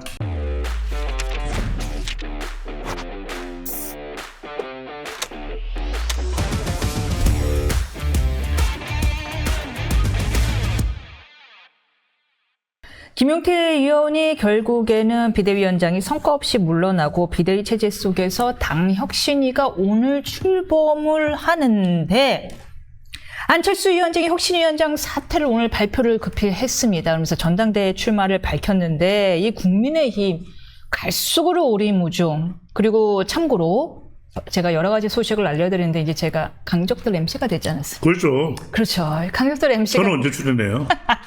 그게 중요합니다. 스케줄표 보고 있습니다. 네네. 예, 그 강적들 김앵커님만 믿습니다. 네. 우리가 인맥으로 이루어지는 사회 이제 타파해야 되지 않겠습니까? 실력 중심, 신자유주의. 그렇죠. 저만 빼고 인생 뭐 있습니까? 예. 근데 실력도 겸비했어. 그럼 당근이지요. 그럼요. 어머 죄송합니다. 지금 아니 봐 AI도 지금 반응을 보이잖아요. 지금 챗GPT가 아 빨리 배추도사 하래. 지금 죄송해요. 얘가 왜 이러는지 엉뚱한 데서 그러니까 배추도사가 나오잖아요. 무슨 배추 수익률 뭐 이런 이야기 나오고. 저도 돈도 못 버는데 그 강적들 누군 뭐 배추 수익률 그런 거 좀 다뤄주세요. 네, 수치는 배종찬이잖아. 그렇죠. 그 여론조사 한 번씩 다뤄야 돼. 아니 보세요. 보니까 이제 돈 버는 방법을 알겠어. 장관에 임명된 분들의 사는 방법을 보니까 돈을 그렇게 벌면 되는 거예요. 재테크의 교과서가 다 그게 있죠. 교과서가 거기 다 있는 거예요. 쪼개기 하면 되고 도로 사면 되는 거고 다 쪼개서 지분 쪼개서 태양광. 자식 입시도 거기 다 나와 있어. 이민선처럼 쎄파지게 공부해서 서울대 안 가도 돼. 다 그 방법이 나와 있어요. 그러니까요. 인턴 무슨 뭐 홍콩대 인턴 무슨 좋은 생각. 책을 낼까요? 장관직 진사를 본 재테크의 방법들. 무슨 의사 선생님이랑 같이 무슨 고등학생이 의학 논문을 써서 수십하고 그러잖아요. 그러니까 지금은 나라는 아수라장, 당은 아수라당이 된 거예요. 아수라당. 그래서 안철수 의원이 딱 봤을 때 혁신이 제가 이야기했잖아요. 안 위원장이 그걸 받아들일 만한 상황일까? 아닐 거야. 왜? 아니 그러면 혁신위원부터 중수청으로 꾸린다 그랬거든. 중도 수도권 청년으로 혁신을 꾸리면은 당을 이제 아작낼 거예요. 먼저 그렇게 된다면은 그러면은 지금 중진들 물러나 우리 영남 자민련 싫어 이렇게 되면은 지금 물러나야 될 사람들이 한두 사람이 아니에요. 원내대표도 물러나야 될 거예요. 그렇게 되면 또 그런 이야기가 꾸물꾸물 나오니까 차단시켜버린 거지. 안 돼. 아니 아니면 그거 잠깐 우리 대신 뭐 대리해서 약간 좀 자리만 좀 지켜달라 그런 거지. 무슨 뭐 혁신위원장이 뭐 칼 들고 그 마음대로 할 수 있는 자리인 줄 아니, 알았어. 혁신위원이라 했더니 진짜 혁신하는 줄 알았어? 그거 진짜 혁신인 줄 알았어? 정치 대학 안 봤어? 뭐 이럴 거 아니에요. 거기 조회수나 좀 올려줘. 구독자 수 좀 올리고 말이야. 거기 배추도서 나오지. 그 배추도서는 수익률도 못 올렸대요. 뭐 이렇게 이제 이야기가 될 거 아니에요. 그런데 지금 그게 아닌 걸 뒤늦게 간파한 거지. 뒤늦게. 이게 이미 맞기 전에 V3로 확인했었어야 되는 거예요. 이게 약한 거야. V3로. 이미 백신으로 아마존 걸려봤었구나. 같았으면 아마존 같았으면 마이크론 같았으면 이게 금지가 됐을 거예요. 엔비디아 같았으면 감지가 됐을 거예요. 그렇게 박학다식하세요. 그러니까 대단하시죠. 이제 바로 강제들로 가는 거죠. 이거 이벤트와 함께. 안 돼. 놓치지 않을 거예요. 그러니까 놓치면 안 돼요. 알겠습니다. 그러니까 내려놓는 거예요. 그러니까 그러면서 바로 나 당대표로 갈 거야 이러잖아요. 이게 이야기하잖아요. 그러면 자 김문수 안철수에다가 지금 누가 나와요? 그 다음에 한동훈, 또 그 멤버들이. 그 다음에 뭐 나경원, 어. 뭐 심지어 장성민 이야기도 나와요. 조경태 이야기도 나와요. 아수라 당이지. 아수라 당. 일단은 그러면은 그 멤버가 또 그 멤버, 리멤버. 리멤버 되죠. 얘기하기 그래서 전에. 지금 예? 나오는 이야기가 그잖아요. 예. 심지어는 대구 경북에서도 너희들 뭐하노? 짜증 나쁜다 아이가. 이게 경상도 사투리 아닙니까? 그러면서 그때 그 사람이 또 나오네. 비가 오면 생각나는 그 사람. 더운데도 생각이 나. 그러니까 지금 더워. 농담처럼 말씀하셨지만 보고 있으면 아무것도 기대가 안 되는 게 지난번 당 정당대회 때 나왔던 인물들. 안철수, 한동훈, 나경원. 그 다음에 대선 경선 때 나왔던 인물들. 그렇죠. 김문수 한 명 좀 플러스 됐어요. 김문수 그러니까. 대표. 그 다음에 이번에 또 당 전당대회 하는데 그 멤버가 리멤버. 그러니까요. 뭐 이러니 뭐 지지율 20%대 나오는 것도 신기한 거예요. 그러니까요. 그러니까 그거는 그냥 반사적으로 나오는 거죠. 절대로 이제 민주당으로나 다른 당으로는 못 가니까 골수 그냥 꾸준히 보수 정당을 치고 왔으니까. 오직 있으면 제 주변에서 이런 얘기를 해요. 요즘에 배추도사 뜨지 않았냐. 그러니까 배추도사가 살 빼서 상추가 돼서 나가라. 전당대회. 이게 무슨 이야기입니까? 배추도사 보고 살 빼면 상추가 돼요. 배추가 상추 되잖아요. 가격은 비슷해. 이제 나가라 이거예요. 그럼 제가 지금 무슨 상추 수익률을 올릴 때예요? 지금 출마 선언하시는 거예요? 아니 그게 아니고 네. 저는 제가 출마를 할 상황이 되면 저는 깻잎이 되겠죠. 배추가 아니라 깻잎이 네. 제일 비싸. 양 대비 제일 비싼 게 깻잎이에요. 제가 깻잎이 됐을 때 나갈게요. 자, 배추보다는 이게 배추 수익률이 말이 안 되는 거예요. 배추에서 상추가 되고 상추가 깻잎. 여러분 깻잎이 제일 비싸. 음식점에 가면요 깻잎은 많이 못 내놔요. 그런데 깻잎이 끝내줘. 건강에도 최고예요. 예. 깻잎이야. 라면 넣을 때 여러분 깻잎을 살살 잘라가지고 싹 넣어보세요. 예, 좋은 팁 감사하고요. 네네. 그 한동훈 대표 이야기가 나온 김에 한동훈 전 대표가 나올 것이다. 위도훈이도 그렇게 여론이 조성된다라는 거에 이제 사실 저희가 좀 약간 비판 여론 댓글이 많이 달렸습니다. 위도훈이는 오히려 만류하고 있다. 그래요? 예.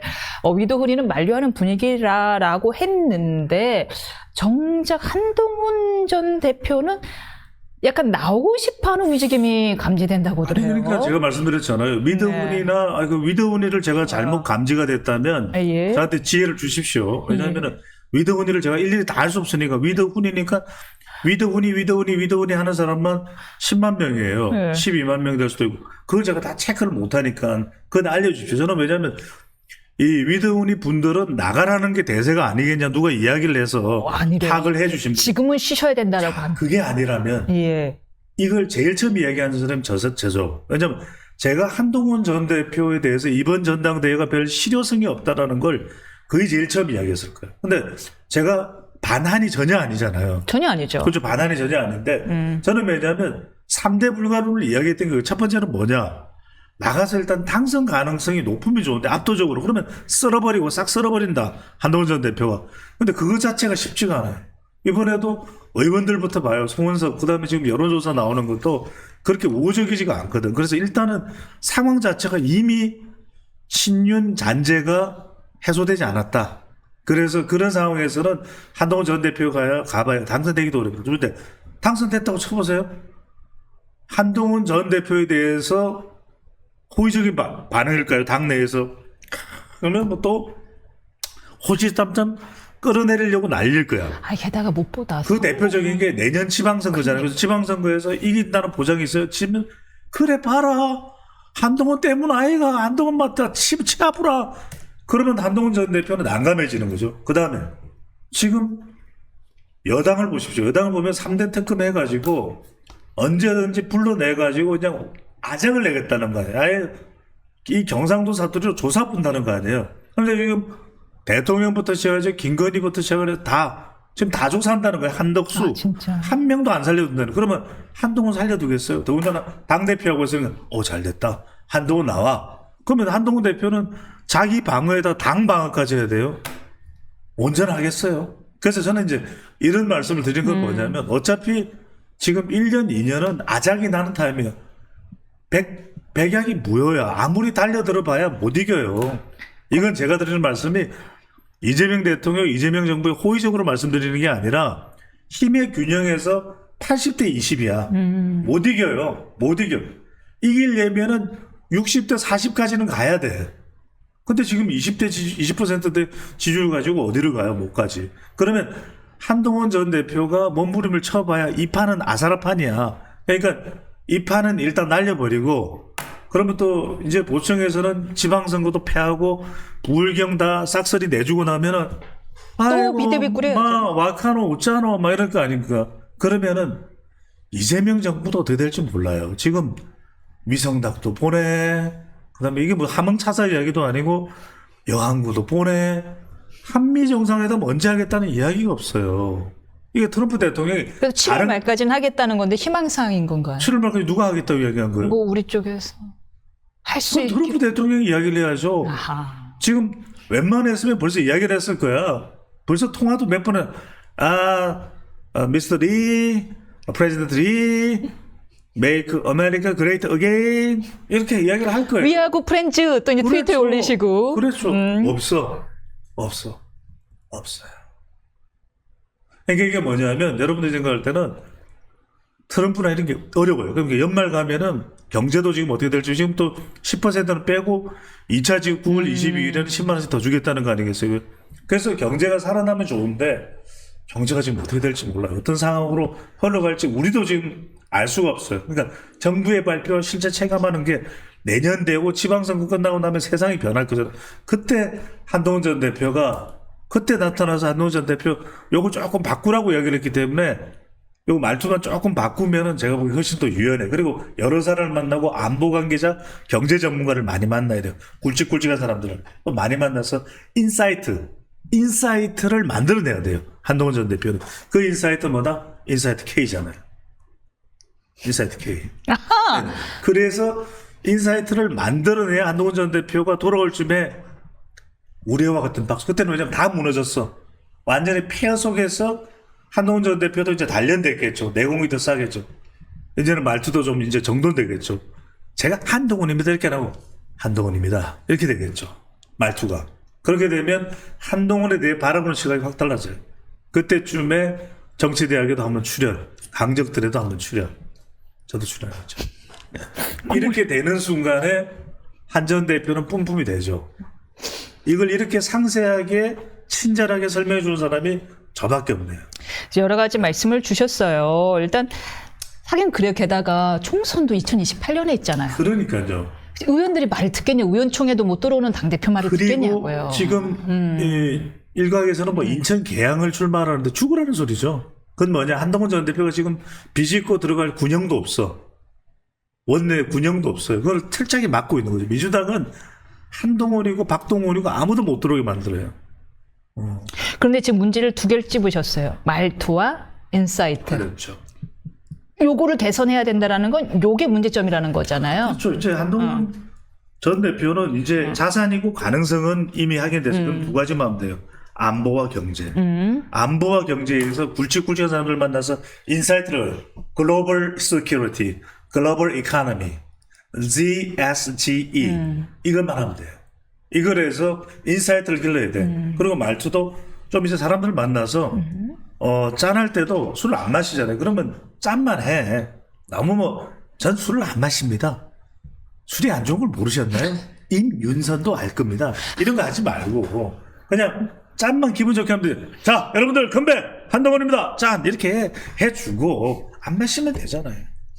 이런 것까지 제가 좀 또 짠도 안 하신대요. 짠도 안 그러니까 하신대요. 입만 살짝 대고 안 마셔도 돼요. 이해해. 저도 요새 안 마셔요. 너무 많이 먹었어. 많이 먹다 아이가. 근데 이제 지금 중요한 거는 정말 중요한 것은 그런 걸 할 수 있느냐. 시간은 이제 좀 기다려야 돼. 1, 2년 기다려야 그때 이제 좀 기다려야 된다. 재건의 기회가 와요. 그러니까 긴 어둠을 뚫고 나가야 되죠. 이면서도 뚫고 지금 배추도사도 뚫고 다 뚫고 나가고 있어요. 그러니까 그런 건 뚫고 나가면 돼. 그래서 이제 한동훈 전 대표가 출마가 별로 희소성이 있겠냐라는 게 제 설명이고, 그래도 한 전 대표는 나에게 어떤 피해가 오든 나는 꿋꿋이 내 길을 가겠습니다. 그럼 난 좋다 이거예요. 고민 중이신가 봐요. 그래요. 여러 나는 사람한테 그래서 고견을 듣고 있는 걸로 대신에 알아요. 이제 제가 말씀드린 그거죠. 그 모든 걸 내가 안고 가겠다. 그것도 한동훈의 모습이니까 그러려면 그런 결연한 각오가 있어야 되겠죠. 좀 전에 6대2 지금은 너무 힘의 균형이 맞지 않는다라는 말씀을 주셨는데 그 60%에 대해서 지지율에 대해서 이재명 대통령 기자회견에서 히딩크 감독 같은 말씀을 하셨어요. I'm still hungry. 문재인 전 정권 때 이맘쯤 80% 아니었느냐. 솔직히 60%도 그렇게 높지 않은 것 같다. 동의하시나요? 그렇죠. 예. 당연히 떨어져가지고. 질문을 좀 더 길게 할까요? 제가 좀 시간을 드려야 되게. 그럴 줄 알았어요. 그 정도는 내가 센스가 있다고 봤죠. 아, 예. 왜냐면 입에 뭐가 하나 들어갔으면 저는 죄송한데 지금 제가 저당이라 이게 초콜릿 하나 집어넣었는데 네. 이러면 약간 이맹크가 좀 이게 설명을 길리하거든요. 근데 확 잘라버리네요. 그러니까 제가 싫다는 거죠. 근데 여기서 중요한 것은 예. 대통령은 수단이 많잖아요. 그래서 제가 옛날 이야기 안 하겠습니다. 또 하면 또 여러분들 지겨워하시는. 그러니까 대통령은 수단이 많은 거예요. 뭐든지 이걸 어떤 일이든 번지르르하게 만들 수가 있는 거예요. 지금 뭐 할 수 있는 거 다 하실 수 있는 여건이죠. 그러니까요. 아주 거침없이 하이킥이에요. 거침없이 하이킥이라는 그 시트콤이 왜 그렇게 이 시청률이 높았는 줄 아세요? 여러분들 다 한 거예요. 나가서 정말 똥꼬 방꼬 하고 이러니까 올라가는 거야. 심지어는 YTN 빵꾸 똥꾸. 알았어요. 자꾸 제안하지 마요. 그래서 이제 그러다 보니까 이게 올라가는 건데 그렇다고 구멍이 없는 건 아닙니다. 국내에서 뭐든 할 수 있어. 지금 뭐 사법부까지 영향을 주고 있잖아요. 지금 임원정 딱 하니까 검사들은 얼굴 확 돌아가잖아요. 그러니까 또 이제 방송에서는 방송에서는 봐라 이 검사들이 이렇게 해서 문제다. 다 잘라내야 된다. 그러니까 이제 대통령 기자회견에서 그러죠. 추석쯤 되면 얼개가 만들어지겠죠. 그럼 뭐 법안이 통과된다는 의미 아니겠어요? 딱 이렇게 이야기를 하잖아요. 그 이야기 잠깐 해볼까요? 그 이야기는 네. 이 여론으로 밀고 나가면 가능하다는 이야기예요. 근데 자, 그 이야기 좀 하자라는 짧은 질문, 조금 길게 할 줄 알았는데 짧은 질문을 주셨어요. 근데 제가 여기 이민선 앵커가 계시지만은 여러분들 지금 공소청을 하겠다, 중수청을 하겠다, 국가수사위원회를 하겠다. 제가 첫 번째 말씀드릴게요. 그동안 검사들에 대해서 비판이 많았죠. 검사들에서 비판이 많았고 그건 저는 이야기할 수 있어요. 왜? 저는 검찰에 여러 번 불려갔거든요. 수사를 다 받았던 사람. 아, 수도 그런 없이 고충이. 갔죠. 잘 알죠. 근데 검사 친구들도 많아요. 이게 여러분들 뭔지 아세요? 저는 검찰에 조사도 받았지만 검사 친구들도 많아요. 이건 무슨 이야기냐? 그만큼 양면이 다 있는 거예요. 저는 찍어내서 도려내야 되는 부분도 있지만 살려야 되는 부분도 있잖아요. 아. 우리가 노래를 아무리 못하는 사람도 노래를 부른다면 뭐라고 그래요? 살리고 이야기를 하죠. 그거는 왜냐면 그 살려야 될 부분이 있는 거예요. 검사가 그래도 다들 제대로 교육받고 법에 대해서 가장 명쾌한 해석을 하면서 사법 정의를 이야기해요.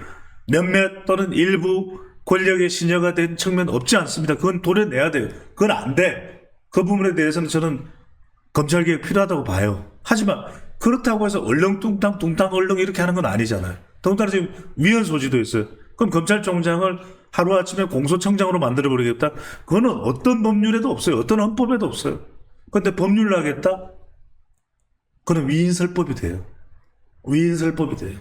사람을 위한, 이 정권을 위한 법을 만들어버리겠다. 그건 안 됩니다. 지금 게다가 오랫동안 검찰이 다 잘해오던 마약 수사도 있죠. 경제 수사도 있죠. 경찰과 분명히 다른 거예요. 여러분 이걸 다른 사람은 이야기 못해도 배추도사는 이야기죠. 왜? 경찰이 끊임없는 수사를 받았던 사람이죠. 그럼 저는 알죠. 이건 아닌데. 우리가 압수수색을 하더라도 안 가져야 될 것까지 다 가져가요. 냄비를 왜 가져가? 무슨 AI 냄비예요? 왜 가져가 냄비를? 그러니까 정말 이 패러다임이 바뀌어야 돼요. 주먹구구식으로 그런 식으로 수사가 이루어져서는 안 되는데 지금 보시면은 기소와 그 다음에 여러분들 수사를 분리한다. 여러분들 수사가 없이 기소만 결정한다. 이게 가능한 일이에요.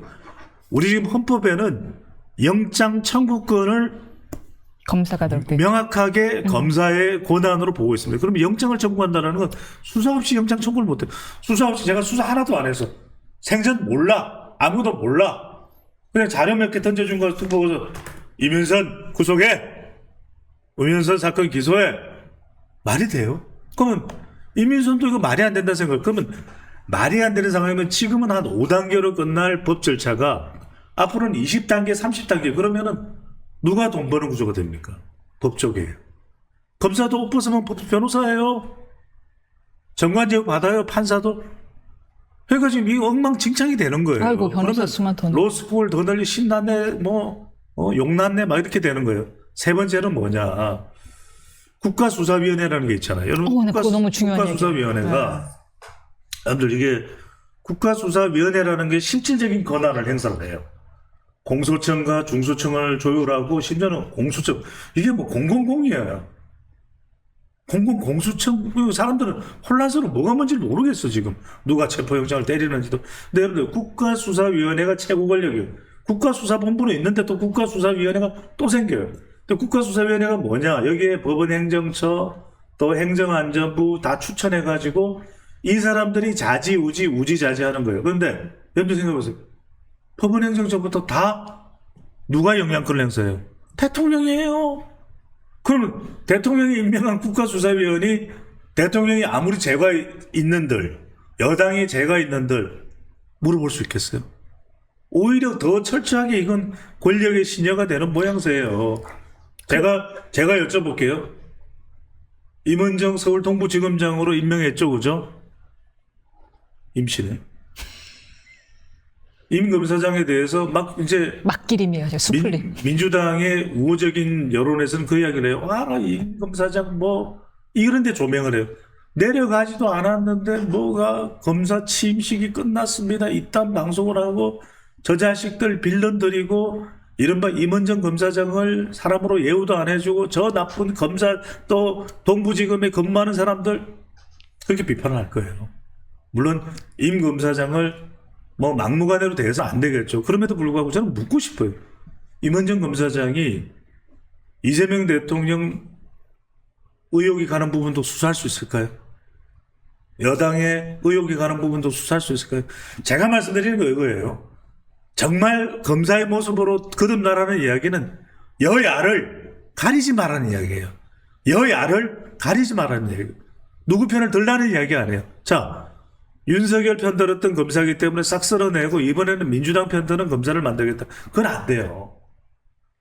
정말 검찰개혁은 뭐냐면 절대 어디에도 기울어지지 않는 정말 평검사라도 거대한 그 악에 대해서는 자기의 목숨을 걸고 자기의 권한을 걸고 이건 잘못됐습니다. 난 끝까지 파헤치겠습니다. 그걸 할 수 있는 검찰을 원하는 거예요. 열심히 일하는 일선 검사들이 허탈할 것 같아요. 열심히 일하면 뭐하나 정치질 하면 바로 승진인데. 근데 잠깐 국가수사위원회 말씀 주셔서 되게 중요한 절차상의 문제를 말씀드리고 싶은데 제가 여기저기 위원을 해봐서 알아요. 그렇죠. 위원을 하면요. 보고서가 이미 요약이 다 돼서 옵니다. 공무원들이 자기들이 원하는 방향으로 알고 있습니다. 다 요약 정리해온 보고서가 와서 자 이대로 거수기 해주시죠. 그게 위원들의 대부분의 역할입니다. 거기서 한 명 이의를 제기하면 무척들 싫어합니다. 싫어하고 그 사람은 오래 못 가죠. 그렇죠. 곧 이제 그리고 이제 회의비 한 30만 원 받는 건데요. 국가수사위원회 가면 이 사건 내용들 다 그리고 대법관 당신들 18,000장 다 봤냐 비판했죠. 이분들이 그 기록 다 볼 것 같습니까? 안 봐요. 요약된 거 한 2페이지 보는 겁니다. 그래서 오케이 이거 일로 가라네. 오케이. 너무 잘 말씀해 주세요. 그게 모든 조직에 비슷하게 돌아가고 있는 상황이에요. 하지만 이제 그 조직의 중대성을 따져봐야 되겠죠.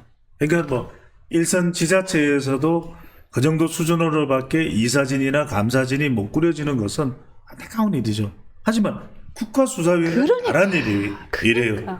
나라와 국가의 운명이 좌지우지 우지좌지. 헌법을 변칙적으로 운영하면서까지 만든 거잖아요. 거듭 말씀드립니다만 지금 헌법사항이에요. 검찰총장은 검사의 권한은 헌법사항이지. 그럼 개헌을 해야 돼요. 개헌을 하는 거는 200명이 필요하거든요. 근데 지금 200명은 안 된단 말이에요. 그러니까 이제 법률로 바꾸고 법률 플러스 여기는 여론이에요. 봐라. 쟤들 뭐 국민의힘 봐라. 내란 세력이고 한번 우리가 덜쳐냈더니 지금 뭐 한두 개가 아니다. 한덕수도 그렇고 김건희 봐라. 뭐 도이치모터스가 있고. 근데 제가 말씀드리는 건 뭐냐면 그런 내란 세력으로 따지는 것과 국가수사위원회는 다른 이야기예요. 그러니까 이런 게 굉장히 중요한 거예요. 그러니까 김민석 후보자를 놓고서 지금 국무총리죠. 놓고서 문제냐 아니냐를 따지는 것과 한덕수 전 총리 이야기를 가져오는 건 다른 이야기예요. 그래, 한덕수 전 총리 잘못됐어. 그렇잖아요. 잘못됐어. 잘못된 게 김민석 국무총리 후보자도 괜찮다는 이야기는 아니잖아요. 제발 근데 논리적으로 사과할 줄 알았으면 좋겠어요. 우리가 전부 그런 식이에요.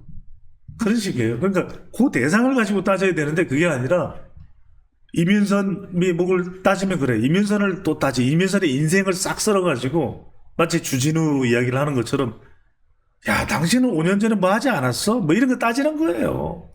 그러면 답은 안 나오고 결국은 이 세상은 이 우주는 포퓰리즘으로 갈 수밖에 없다. 여론이 그러니까 여론에서 이제 개쪽난 지금 국민의힘은 아무것도 못해요. 그렇잖아요. 지금 뭐 지지율 20% 지금 거긴 더 혼나요? 리얼미터에서 지금 리얼미터에서까지 20%대로 추락이 됐잖아요. 여러분들 20%대 지지율 가지고는 제가 거듭 말씀드립니다만 아무것도 못합니다. 아무것도 못합니다. 민주당 전대에게 마지막으로 네. 여쭤볼게요. 이제 한 달도 채 남지 않았는데 현재 여론조사에선 정청래 의원이 앞서지만 뭐 원내에선 방창대 의원에게 표가 쏠리고 있는 분위기를 아는데 근데 재미난 게요. 그 기자회견 할 때 대통령이 약간 살짝 뭔가 뭐 특이한 뉘앙스를 비쳤어요. 뭐냐면 아니 뭐 검찰 개혁 얘기할 때 이 두 분은 막 추석 전까지 다 끝내겠습니다. 검찰청은 사라질 겁니다. 하면서 뭐 강한 일부러 뭐 전대용 강한 멘트를 뱉고 있는데 대통령께서 딱 브레이크를 걸더라고요. 뭐 얼개는 나오겠지요. 뭐 근데 두 분이 참 열심히들 말하고 있던데, 근데 그 열심히에서 뭔가 가시가 느껴지는. 그렇죠. 예. 그렇죠. 근데 아무튼 지금 박창대 의원에게 표가 좀 더 쏠리고 있고 있습니다. 어느 쪽이 더 유리해 보이시나요? 저는요 이게 짧게 말씀드리면 박찬대였다가 정청래 쪽으로 가는 거 아닌가 싶은 생각이 들어요. 왜 그러냐면 네. 이게 묘하게 흘러가고 있어요. 잘 보셔야 되는 게 대통령만 생각하면 박찬대예요. 대통령만 생각하면 박찬대인데 심지어는 대통령마저도 마음대로 할 것 같지만 그렇지가 않아요. 그러니까 내 맘대로 못합니다라고 붙였어요. 말씀 중에도. 충청도 가서 어떻게 됐어요? 충청도 갔더니 지금 질문하는 내용들이 심상치가 않죠. 그건 제가 어떻게 할 수 있는 게 아닌데요. 그러니까 난리가 났어. 충청도에서. 그게 뭐냐면 저는 조금 속도 조절할 수도 있을 것 같아요. 왜냐하면 다니면 다닐수록 더 이제 그냥 뿜뿜이라고 이야기할 것 같은데 입인가요? 코에 감기 기운 있으신가 봅니다. 아니 그게 아니라 지금 조금 전에 초콜릿 먹으면서 질문을 좀 길게 해주셔야 되는데 안 해가지고 하여튼간에 그 이야기는 뭐냐면은 눈물이 코로 나와요. 지금 굉장히 좌우 여론을 다 눈치를 볼 수밖에 없는 대통령 입장이에요. 그러니까 그런 게 어쩌다 그러면 그냥 찬대지. 찬대가 대표 찬대. 이렇게 이야기가 됐단 말이에요. 근데 저는 이게 김어준이 만만치가 않아요. 오. 이게 여러분들 진짜 김어준 어떤 사람들은 그 이야기를 해요. 많은 평론가들이 제대로 짚지도 못하면서 정봉주가 뭐 김어준이 정봉주 밀었는데 그렇게 뭐 전당대회에서 추락하지 않았냐 이건데 그거 아니에요. 그건 정봉주가 뭔가 이야기를 잘못 꺼내가지고 추락한 거지 김어준 영향력이 약화된 게 아니에요. 자, 얼마 전에 오만 콘서트에 딱 모였잖아요. 누가 왔어요? 문재인 왔죠. 그 다음에 정청래 왔죠. 우원식 왔죠. 김민석 왔죠.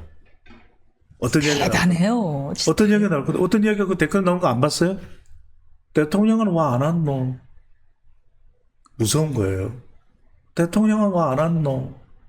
무서운 이야기였는데 이 이야기는 뭐냐면 정청래가 요즘에 굉장히 힘을 얻고 있어요. 그래서 민주당 지지층에서는 차이가 더 나요. 여론조사에서. 와, 상황이에요? 무슨? 이게 여러분들 그 티켓이 한 장 얼마인 줄 아세요? 5만이 매진된 거예요. 그 다음에 내가 대법관 될 김어준입니다 그러잖아요. 포르쉐 사겠습니다 농담으로 그러잖아요. 하신 말씀인데. 물론 농담인데 네. 제 말씀 보자면 무슨 말씀이냐. 정청래 지금 상승세가 만만치 않아요. 저는 8월 2일이잖아요. 8월 2일이잖아요. 지금 그리고 미국하고 어떻게 될지 모르는 상황이잖아요.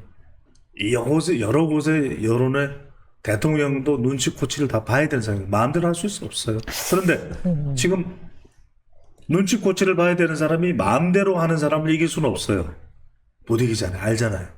그 마음대로 지금 하는 사람이 누구예요? 김어준이죠. 김어준이 정청래를 밀고 있다. 무서운 거예요. 여기까지 듣겠습니다, 여러분. 여름 조금 서늘하게 보내시기 바랍니다. 저희는 다음 주에 뵙겠습니다. 고맙습니다. 네.